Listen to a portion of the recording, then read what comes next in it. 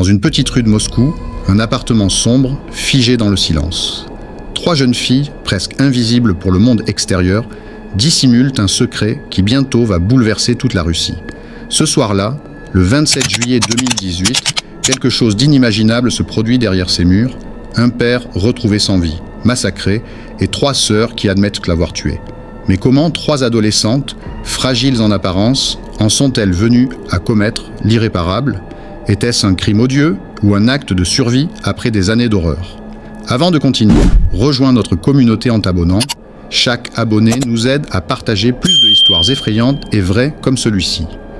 Mikhaïl Khachatourian, le père. Pour beaucoup de voisins, c'était un homme respectable, un père sévère qui vivait avec ses 3 filles dans un immeuble banal de Moscou. Mais derrière la porte close de cet appartement se cachait une réalité terrifiante. Mikhaïl était décrit comme violent, autoritaire, imprévisible. Ses colères éclataient sans prévenir. Ses filles en étaient les cibles quotidiennes. Les voisins n'entendaient scanda parfois que des cris étouffés, jamais assez forts pour alerter. Les 3 sœurs, Kristina, Angelina et Maria, avaient grandi sous cette emprise, apprenant très tôt à se taire, à éviter le regard de leur père, à craindre chaque geste. Aux yeux du monde, ce n'était qu'une famille ordinaire. Mais en vérité, elles vivaient enfermées dans une prison invisible où l'amour parental n'avait jamais eu sa place.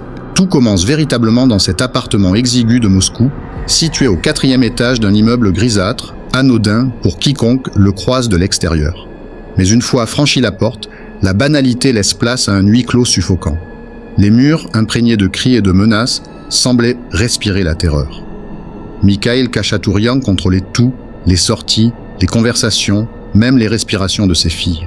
Il n'était pas seulement un père autoritaire, il incarnait une figure de domination absolue.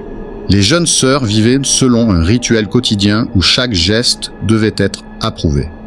Aller à l'école, recevoir un appel téléphonique ou même s'habiller nécessitait sa validation. Au moindre faux pas, la punition tombait. Violence physique, insultes, humiliation psychologique, l'appartement, censé être un refuge, se transformait en cage de verre, invisible aux yeux des passants, mais inéluctable pour celles qui y vivaient. Puis, il y eut cette nuit particulière, une nuit où la peur atteignit un sommet. Mikhaïl, sous l'effet de sa colère, franchit une limite supplémentaire. Il menaça directement ses filles, leur promettant une souffrance plus grande encore que ce qu'elles avaient connu jusqu'ici. Ce n'était plus seulement de la terreur domestique, mais une véritable menace de mort. C'est alors que l'idée du pire s'installe dans leurs esprits. Pour la première fois, les 3 sœurs osent en parler entre elles. En chuchotant, dans la chambre partagée, à l'abri des oreilles de leur père, elles échangent un secret glaçant, et si la seule façon d'échapper à cet enfer était de le faire disparaître ?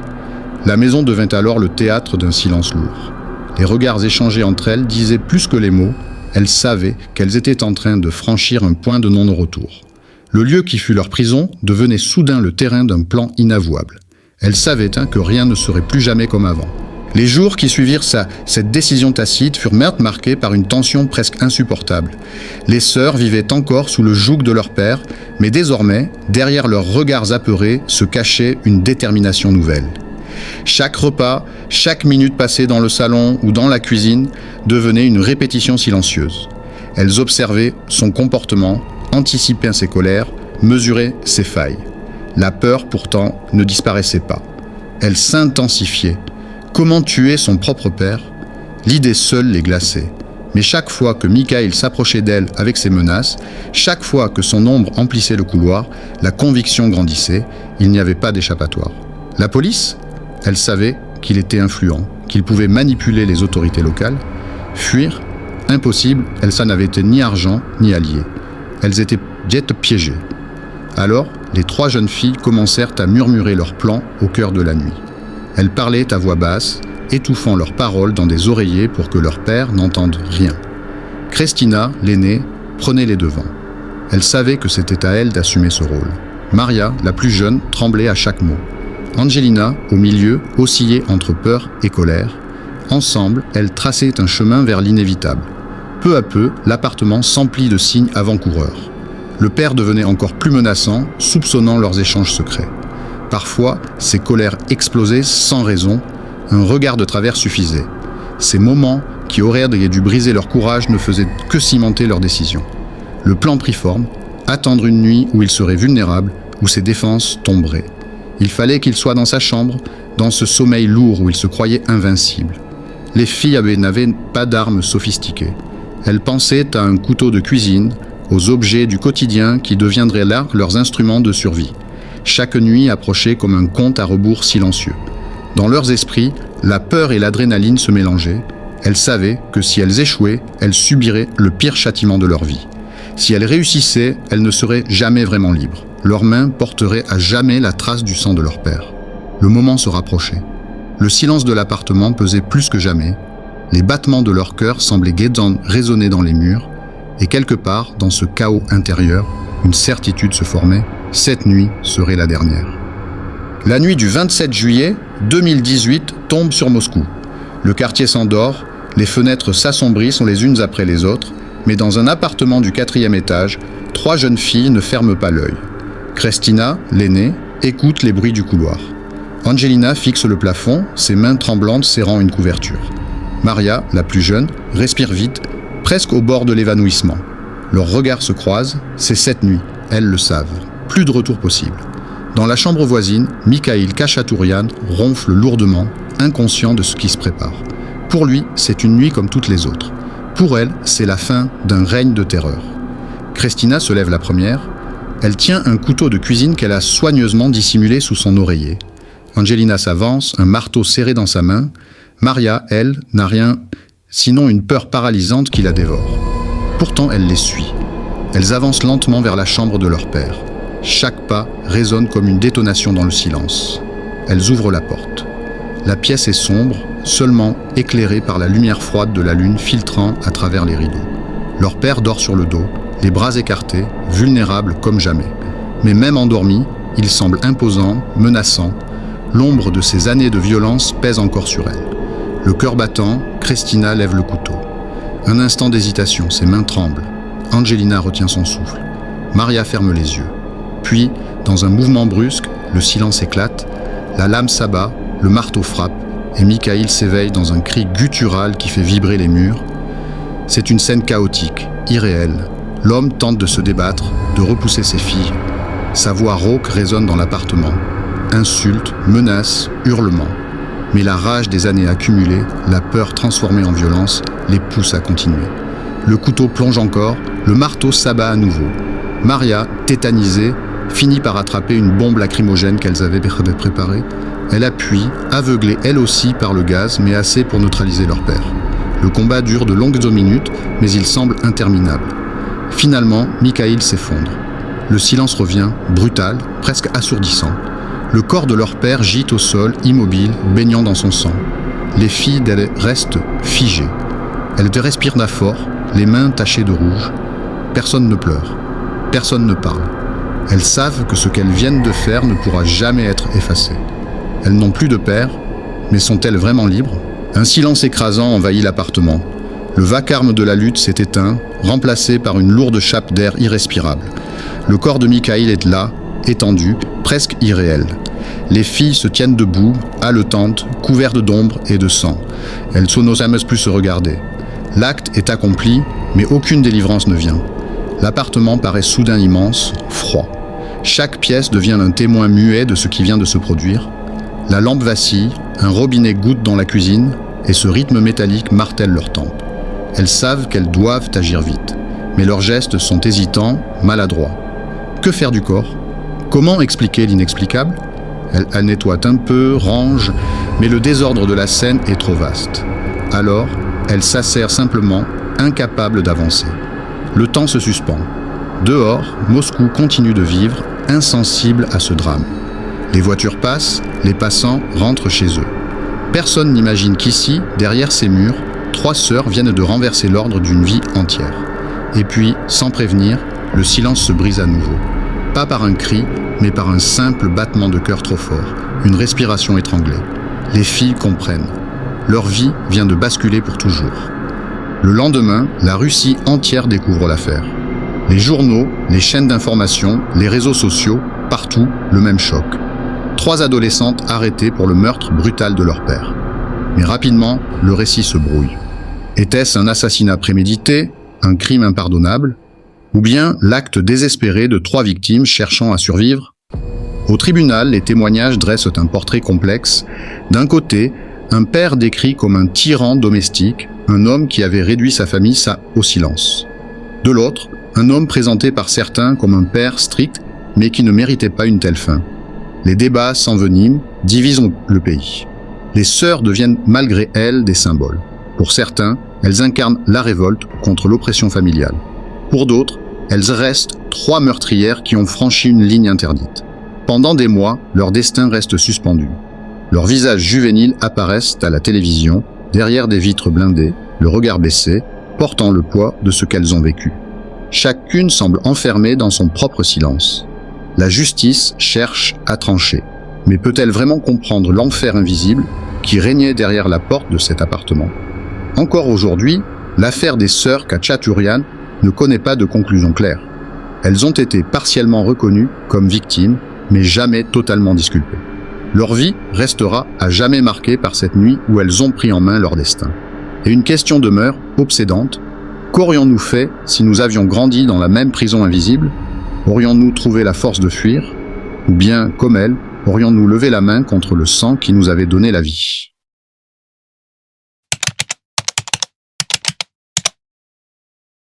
Imaginez un appartement banal, en plein cœur de Montréal, derrière une porte apparemment ordinaire. Ce qui s'y cache dépasse l'imaginable. Une vidéo choquante circule sur Internet, attirant des milliers de regards. Mais personne ne sait encore que cette horreur réelle va bouleverser le monde entier.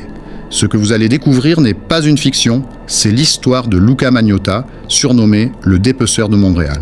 Un homme dont les actes ont franchi toutes les limites de l'horreur humaine. Ses gestes sont soigneusement calculés, mais le mystère reste entier et chaque détail révèle un trouble profondément ancré. Avant de continuer, rejoins notre communauté en t'abonnant.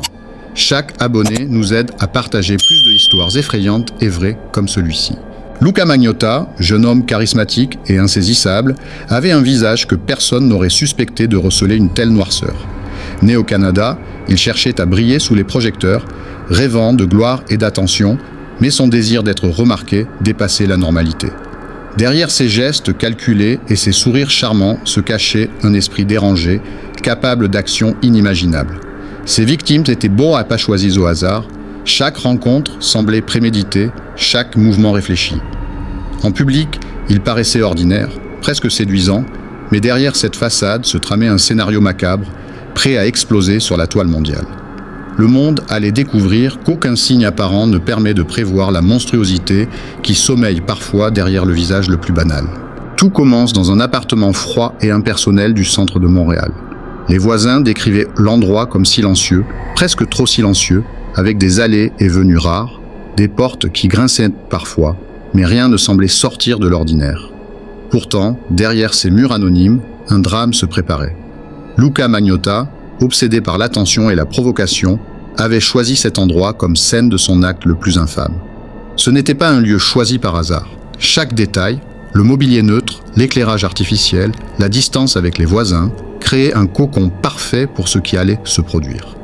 Une tension étrange flottait dans l'air, le type de malaise que l'on ne remarque pas tout de suite, mais qui s'installe lentement comme un froid invisible. Les rares personnes qui passaient près de l'immeuble ressentaient un frisson inexplicable, sans savoir qu'un événement macabre se préparait à l'intérieur.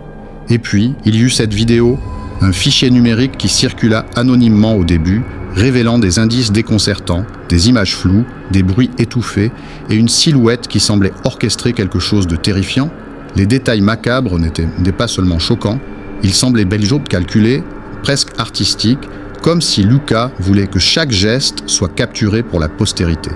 L'appartement, lieu ordinaire aux yeux du monde, devint le théâtre de l'horreur. Un microcosme où la frontière entre réalité et cauchemar se brouillait. Les autorités ne savaient pas encore qu'elles allaient être confrontées à un individu capable de manipuler les médias, de semer la terreur et de défier toute logique criminelle traditionnelle. Et pourtant, chaque indice laissé derrière lui conduisait vers une vérité plus sombre. Luca Magnotta n'était pas seulement un meurtrier, il était un maître du spectacle morbide, un homme pour qui l'horreur était un moyen de s'assurer que le monde entier le regarde. À mesure que les jours passent, l'inquiétude grandit autour de l'appartement de Montréal. Des voisins rapportent des bruits étranges, des portes qui claquent sans raison, des silences trop longs et des allées et venues nocturnes. Mais personne ne peut imaginer l'ampleur de ce qui se trame à l'intérieur. Luca Magnotta, calculateur et méthodique, orchestre chaque mouvement avec une précision glaciale. Chaque détail, chaque geste, chaque scène est pensée pour choquer et attirer l'attention. La tension devient presque palpable, des messages mystérieux circulent sur Internet, des photos floues, des indices perturbants laissant deviner l'horreur à venir. La curiosité morbide du public augmente et avec elle, l'ombre de Luca plane sur le monde entier. Les enquêteurs commencent à percevoir un schéma, mais il est déjà trop tard pour prévenir le drame.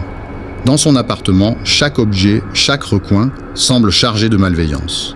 Les murs blancs et les meubles neutres cachent un chaos psychologique effrayant, un espace où la folie se déploie méthodiquement.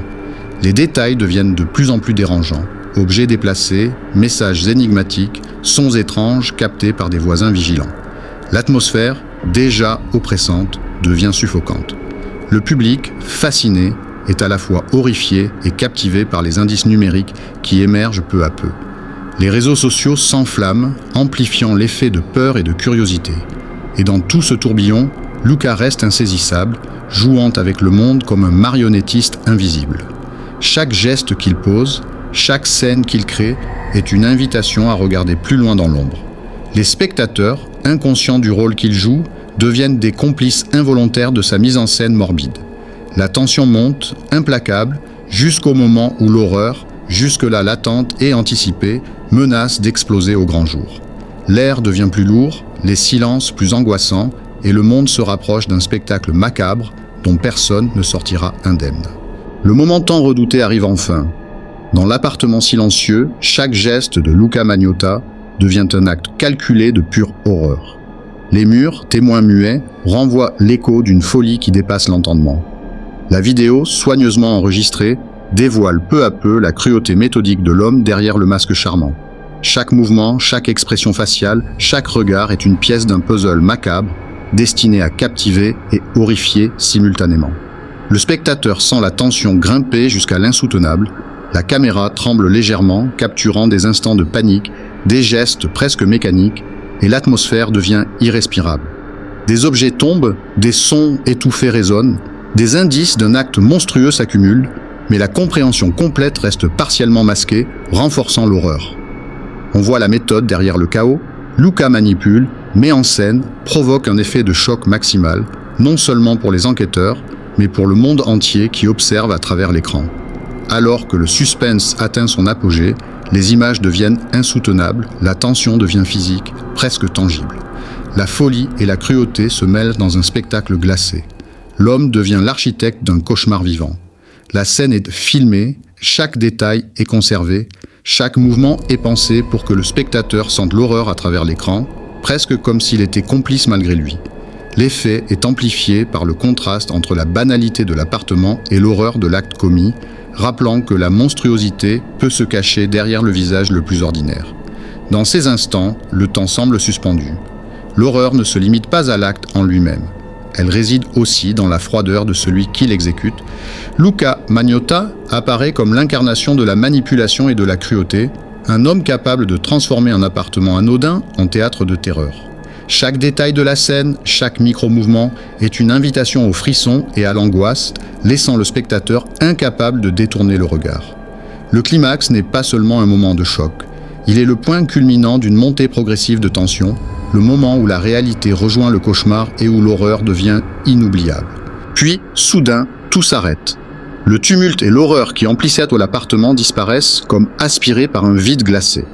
La caméra reste figée sur un silence pesant, un calme sinistre où chaque bruit semble amplifié, chaque respiration devient un écho inquiétant.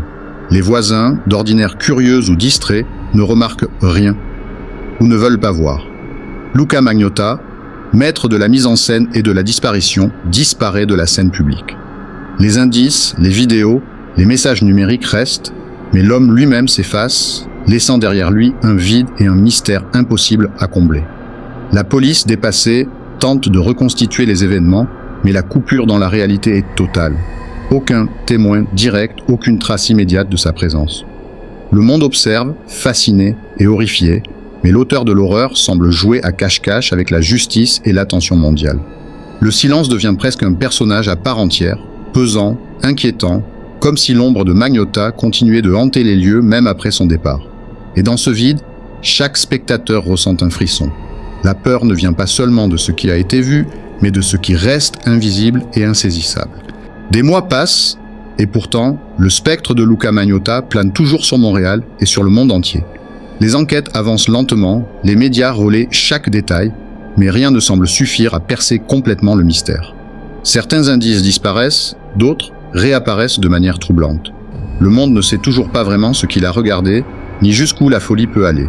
Luca, quant à lui, reste insaisissable.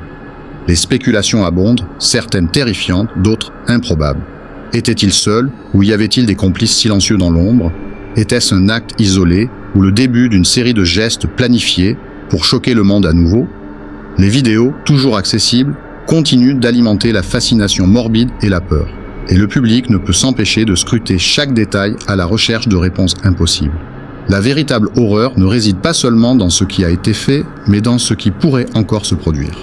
L'appartement vide, les murs silencieux, les traces partielles de son passage deviennent un témoin muet de l'énigme. Et dans le silence qui suit, une question obsédante reste. Luca Magnotta a-t-il disparu pour de bon, ou n'est-il qu'un fantôme patient, prêt à surgir là où personne ne l'attend? Le monde regarde, paralysé par la peur et la curiosité. La conclusion n'est pas un point final, mais une invitation à rester attentif, car dans chaque ombre, dans chaque silence, l'inattendu peut surgir. L'histoire reste ouverte, comme une porte entr'ouverte sur un cauchemar que l'on n'oublie jamais, et le spectateur, lui, repart avec cette sensation glaçante. Le mal peut être partout, et parfois, il attend juste le bon moment pour réapparaître.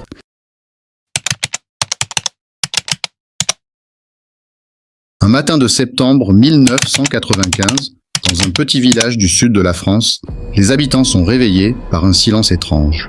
Celui qui précède souvent la découverte de l'impensable. Les portes sont closes, les volets fermés, et pourtant une odeur métallique flotte dans l'air. À l'intérieur d'une modeste maison, 3 corps gisent. Le responsable, un garçon de 16 ans, poli, discret, presque invisible aux yeux de tous, Éric Borel. Personne n'aurait pu deviner ce qui se préparait dans le calme d'une famille ordinaire. Personne, sauf peut-être lui. Avant de continuer, rejoins notre communauté en t'abonnant. Chaque abonné nous aide à partager plus d'histoires effrayantes et vraies comme celle-ci. Car ce matin-là, la France entière allait découvrir que le monstre le plus redoutable n'est pas toujours celui qui hurle, mais parfois celui qui se tait. Éric Borel naît en 1979 dans une famille brisée. Sa mère, autoritaire et distante, impose la peur comme mode d'éducation. Son père, militaire, s'efface très tôt de sa vie. Dans le petit village de Cuer, Éric grandit dans le silence, l'obéissance et une solitude glaciale. À l'école, il est calme, effacé, toujours bien habillé, le genre d'élève qu'on remarque à peine. Mais derrière ses yeux clairs se cache un monde en feu. Il déteste les cris, les humiliations, les ordres répétés. Chaque remarque de sa mère résonne en lui comme une gifle invisible. Ses camarades parlent de lui comme d'un garçon zarmois. Normal, mais certains se souviennent d'un détail troublant. Il collectionnait des photos d'armes, dessinait des scènes de guerre et répétait souvent que le calme précède toujours la tempête. Personne ne prenait ces mots au sérieux. Et pourtant, ce calme allait bientôt exploser avec une violence que personne n'aurait pu imaginer. Nous sommes le 23 septembre 1995. Le soleil commence à se lever sur Cuer, un petit village tranquille du Var. Dans la maison des Borel, tout semble ordinaire. Le bruit d'une cafetière, les volets encore clos, et la mère d'Éric qui s'affaire déjà. Mais ce matin-là, quelque chose a changé. Éric, d'ordinaire silencieux, a les yeux fixés sur un vieux fusil posé dans un coin. La nuit précédente, il n'a presque pas dormi. Son esprit tourne en boucle sur les mêmes images, les reproches, les humiliations, les ordres secs, les punitions absurdes. Ce n'est plus de la tristesse, ni même de la colère. C'est autre chose. Une cassure. Il se lève sans dire un mot. Les murs, d'habitude témoins muets des cris, deviennent les spectateurs d'un basculement. Le salon, la cuisine, les marches de l'escalier, tout est soudain figé dans un silence que seule la mécanique froide d'un fusil vient briser. 3 détonations. 3 vies effacées. Mais Éric ne s'arrête pas là. Il referme calmement la porte, prend le vélo de son beau-père et pédale jusqu'à Solliès-Pont, à quelques kilomètres. Là-bas, dans la maison de son meilleur ami Alan, il trouve refuge. Le lieu semble paisible, presque hors du temps. Une route bordée de pins, une vieille clôture rouillée, des rires d'enfants au loin. Personne ne se doute que ce décor bucolique va devenir le théâtre d'un des drames les plus inexplicables de l'histoire criminelle française. Alan, surpris par la visite matinale de son ami, ne remarque pas tout de suite le sac de sport qu'il transporte. Dedans, les armes. Eric lui parle calmement, lui dit qu'il veut marcher un peu, se changer les idées. En réalité, la décision était déjà prise. Le monstre n'est plus au fond de lui. Il a pris le contrôle. Dans les heures qui suivent, les habitants de QR vont entendre des coups de feu au loin. Le sang va tacher la poussière du village et les gendarmes découvriront bientôt ce que personne n'aurait cru possible. Un adolescent, seul, méthodique, traversant les rues avec la froideur d'un soldat. Ce n'est plus une crise, c'est une mission, et dans son esprit déchiré, tout semble désormais parfaitement logique. Le soleil est haut, l'air brûlant. Dans les ruelles étroites de Solliès-Pont, un adolescent avance d'un pas calme, presque trop lent. Ce n'est plus Eric le lycéen effacé, mais une silhouette vide, comme animée par une seule chiffre idée. Effacer le monde. Il tient dans ses mains le fusil de son beau-père, chargé. Chaque pas qu'il fait semble peser une tonne, chaque respiration est une détonation silencieuse avant le fracas. Il entre dans la maison d'Alan, son seul véritable assouami. Alan ne comprend pas. Il rit, il croit à une blague, il pense qu'Eric veut lui montrer quelque chose, mais les yeux de son ami ne riment pas. Ils sont fixes, distants, comme s'ils regardaient à travers lui. En quelques secondes, 3 coups de feu retentissent. Alan s'effondre. Le frère d'Alan court, hurle, tente de fuir. Un autre tire. Le silence revient. Eric reste là un moment, au milieu du carnage. Il observe ses mains tremblantes. Ce n'est plus de la rage. Ce n'est plus rien. Un vide total. Il quitte la maison et sort dans la rue, toujours armé, sans fuir, sans cacher ce qu'il vient de faire. Il tire sur un passant, puis sur un autre. Il vise parfois sans regarder.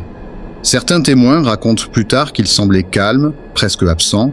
D'autres disent qu'il murmurait des phrases qu'il ne comprenait bien pas. La panique s'empare du village. Les habitants barricadent leurs portes, les gendarmes sont alertés. Les sirènes hurlent dans la chaleur. Eric marche, toujours comme si rien ne pouvait l'arrêter. Il tire sur un camion, un chien, une fenêtre. Il ne parle pas. Son visage reste neutre, froid, inhumain. Quand les forces de l'ordre arrivent, elles découvrent une scène apocalyptique. Des corps gisent sur la route, des traces de sang dans la poussière et un garçon armé, seul, qui avance encore. Les gendarmes hurlent son nom. « Eric, arrête-toi !» Il tourne lentement la tête vers eux, sans expression. Un instant suspendu, où tout le monde croit qu'il va tirer encore. Mais non, il ne tire pas. Il regarde simplement le ciel, le soleil aveugle ses yeux clairs, et alors, sans un mot, il porte le fusil à son menton. Les témoins parleront plus tard d'un instant irréel, d'un silence figé dans la chaleur du midi. Eric reste là, immobile, le fusil pointé contre lui. Le temps semble se tordre autour de cette image. Un adolescent, à peine sorti de l'enfance, au milieu d'une route couverte de poussière et de sang. Les gendarmes n'osent de plus bouger. Certains crient encore son nom, d'autres pleurent déjà. Eric baisse lentement la tête, ferme les yeux. Dans son esprit, tout se rejousse à l'envers. La voix de sa mère, les disputes, les humiliations, les regards fuyants à l'école, le rire d'Alan quelques heures mais non à nos heures plus tôt. Tout se mélange. Il revoit aussi ce rêve qu'il avait confié à un camarade. Partir loin, disparaître, ne plus exister. Et maintenant, il n'y a plus rien à fuir. Plus de colère, plus de douleur, juste un trou noir où tout s'effondre. Un coup de feu retentit. Le dernier. Son corps s'effondre, lourd, sans cri, sans résistance. La poussière retombe lentement sur lui comme un drap. Le fusil glisse au sol. Les oiseaux, qui s'étaient tus depuis des minutes interminables, reprennent timidement leur chant. Le massacre est terminé. Les gendarmes approchent, incrédules. 15 morts. 15 victimes, dont sa propre famille et ses amis. Dans les rues, les habitants sortent prudemment, découvrant l'horreur que personne ne peut comprendre. Certains murmurent que ce garçon-là avait toujours l'air gentil. D'autres refusent d'y croire. Les médias arrivent en masse. Les journaux parleront d'un massacre insensé, d'un tueur adolescent, d'un drame de la folie. Mais aucun mot ne suffira. Les enquêteurs fouillèrent sa chambre. Rien. Aucun plan, aucun message d'adieu, aucun signe d'une haine prévisible. Seulement des dessins d'armes, quelques photos militaires et un carnet vide.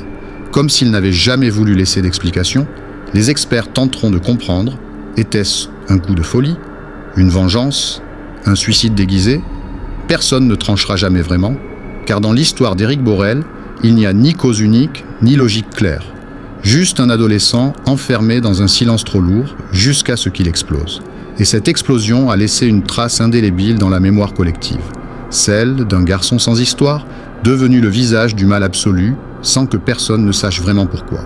Après le dernier coup de feu, un silence presque sacré enveloppe le village. Les sirènes s'éteignent peu à peu, les cris cessent, et il ne reste que le vent qui balaie la poussière encore tiède. Le corps d'Éric repose là, figé entre l'adolescence et l'abîme. Autour de lui, les gendarmes bougent lentement, comme s'ils craignaient de troubler quelque chose de fragile. Les habitants n'osent pas sortir de chez eux, certains ferment les volets, d'autres prient. On dit que ce silence a duré des heures, qu'il pesait plus lourd que les détonations elles-mêmes. Le ciel, sans nuages, semble avoir absorbé toute couleur. Dans la maison d'Alan, la police découvre les premières victimes, les traces d'un matin basculé dans l'horreur. À Cuers, la maison des Borel est barricadée, plongée dans une obscurité totale. C'est comme si le mal avait tout effacé. Plus de voix, plus de lumière, plus de vie. Ce jour-là, la France entière reste suspendue à un nom, une question, un vide. Comment un adolescent si calme, si normal, a-t-il pu déchaîner une telle tempête? Les caméras se taisent, les journalistes reculent, même la télévision semble hésiter à prononcer son nom, puis tout s'arrête. Le village retombe dans son anonymat. Le soleil se couche sur Cuers, et l'histoire d'Éric Borel devient un murmure. Un souvenir qu'on évoque à voix basse, comme une légende noire que personne ne veut revivre. Des années ont passé, mais à Cuers, le nom d'Éric Borel n'est presque plus prononcé. Les murs ont été repeints, les maisons revendues, et la route où tout s'est arrêté ressemble aujourd'hui à n'importe quelle autre. Pourtant, ceux qui ont vécu cette journée juraient que l'air n'y est plus jamais tout à fait le même. Certains disent encore ressentir une lourdeur, comme si le temps s'était figé à l'instant du dernier tir. Les psychologues, eux, ont tout tenté pour comprendre. On a parlé de dépression adolescente, de maltraitance, de schizophrénie latente, d'obsession pour la guerre, mais derrière toutes ces théories, il reste une vérité froide. Personne ne saura jamais exactement pourquoi. Ce vide dérange plus que le drame lui-même. Il transforme cette histoire en une énigme humaine où le monstre n'a pas de visage distinct, où la frontière entre victime et bourreau se brouille. Certains habitants affirment encore entendre, certains soirs d'été, le bruit d'un vélo dans les ruelles désertes. Une ombre qui passe sans bruit avant de disparaître derrière les pins. D'autres disent que c'est impossible, que le passé doit rester là où il est. Mais au fond, tout le monde sait que le mal laisse toujours une empreinte, pas sur la terre, mais dans les mémoires. Et si, quelque part, Éric n'avait pas voulu tuer, mais simplement se taire à jamais, dans le vacarme du monde? Une question qui reste suspendue, comme un écho étouffé. Car au bout du compte, l'histoire d'Éric Borel n'est pas seulement celle d'un crime, c'est celle du silence, celui qu'on ignore trop longtemps, jusqu'à ce qu'il hurle.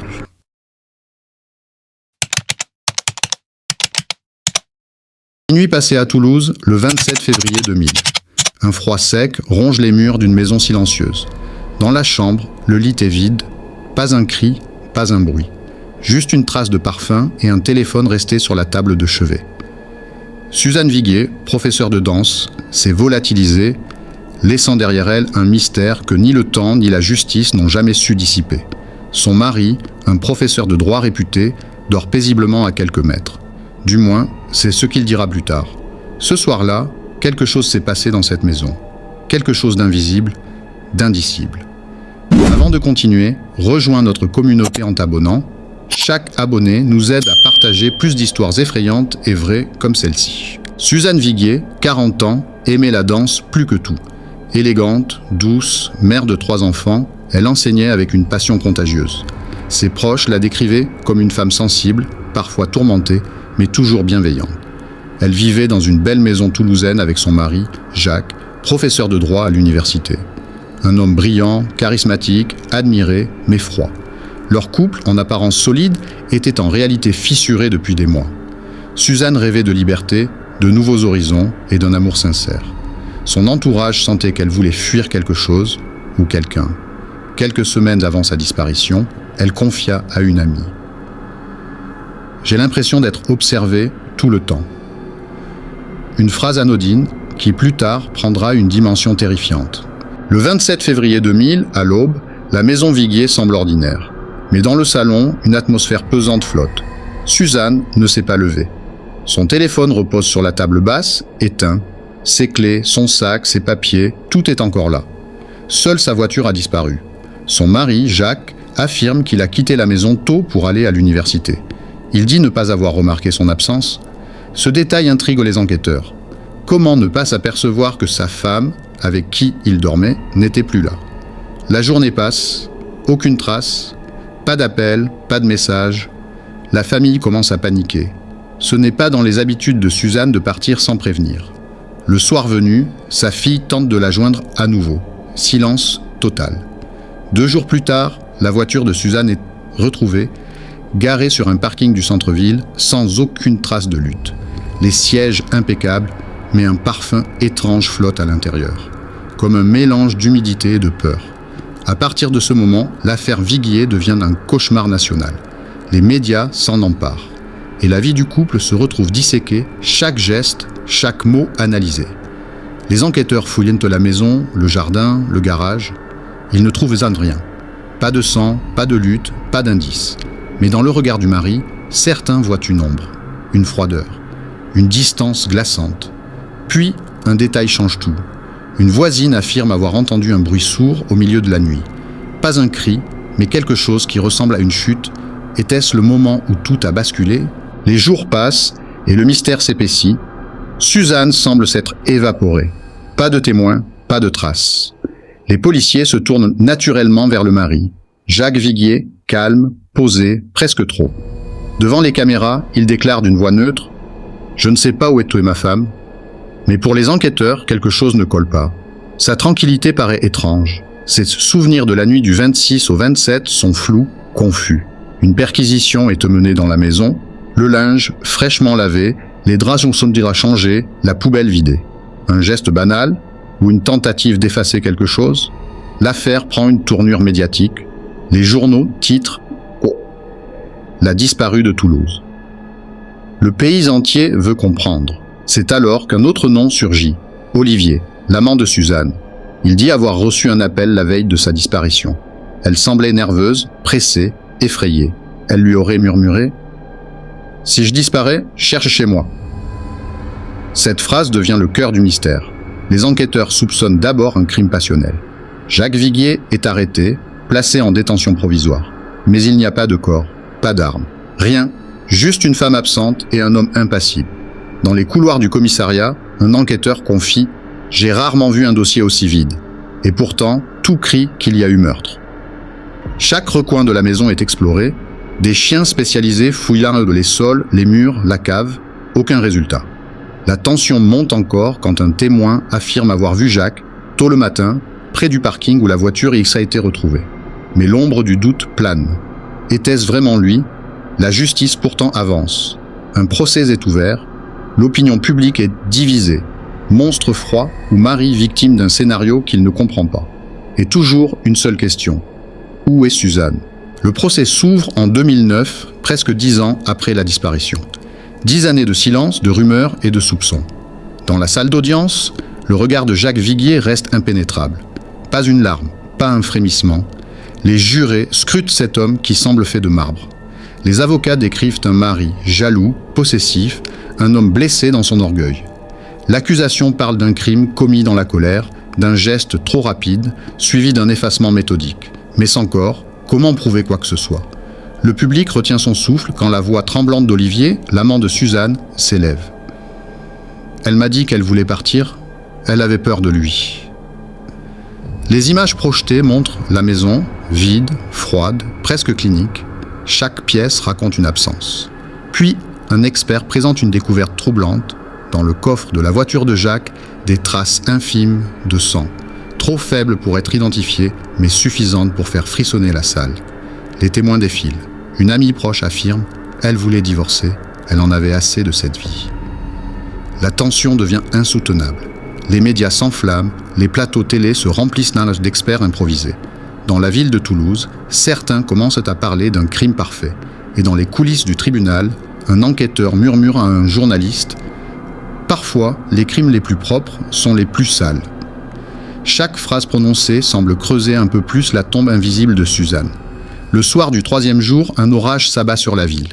Le tonnerre couvre les voies à l'extérieur du palais. Dedans, l'accusé reste de marbre, observant le vide devant lui. Quand le juge prononce une suspension d'audience, un murmure parcourt la salle, et si elle était encore en vie? Personne ne le sait, mais ce doute-là, plus fort que la peur, restera suspendu comme une ombre au-dessus de ce mystère sans fin. Puis vient le silence, celui des verdicts attendus et des vérités impossibles à formuler. En 2010, Jacques Viguier est acquitté. Le jury déclare qu'il n'y a pas assez de preuves pour le condamner. Il quitte le tribunal sous les flashs, impassible, le visage fermé, comme s'il venait de sortir d'un long sommeil. Mais dehors, dans la foule, une question hurle sans voix. Où est Suzanne? Aucune trace retrouvée, aucun corps. Le mystère demeure, figé dans le temps, comme un film coupé avant sa fin. Les années passent, les médias se taisent, les enquêteurs vieillissent. La maison, elle, reste debout, vide, silencieuse. Les nouveaux propriétaires disent qu'on y ressent une présence. Une lampe qui s'éteint seule, des pas sur le parquet la nuit. Peut-être le vent, peut-être autre chose. Et dans un tiroir oublié, un bijou est retrouvé, un pendentif en argent gravé d'un simple mot. Espère. Le seul vestige de Suzanne, réapparu là où tout avait commencé. Aujourd'hui encore, plus de 20 ans après, la disparition de Suzanne Viguier reste une plaie ouverte. Certains sont convaincus qu'elle a été tuée, d'autres qu'elle a fui, qu'elle vit quelque part, sous une autre identité, fatiguée d'un mariage étouffant. Aucune preuve n'a jamais confirmé l'une ou l'autre hypothèse. Son mari, Jacques, a refait sa vie, loin du tumulte. Il garde le silence. Jamais un mot, jamais une larme en public. Les enfants, eux, ont grandi dans l'ombre d'une mère fantôme. Chaque année, à la date du 27 février, quelques roses sont déposées devant l'ancienne maison, sans nom, sans mots. Les voisins disent que, certaines de nuit, on peut apercevoir une lumière tremblotante derrière la fenêtre du salon. Une ombre gracieuse, fine, presque dansante. Certains affirment que c'est un reflet. D'autres, que c'est elle. Parce que les disparitions laissent toujours quelque chose derrière elles, un parfum, un souvenir, un battement de cœur suspendu dans le vide. Et peut-être qu'un jour, quelqu'un comprendra enfin ce qui s'est passé cette nuit-là à Toulouse, mais jusqu'à ce jour, Suzanne Viguier restera ce qu'elle est devenue. Un nom murmuré, une histoire inachevée et un mystère que le temps lui-même n'a pas su enterrer.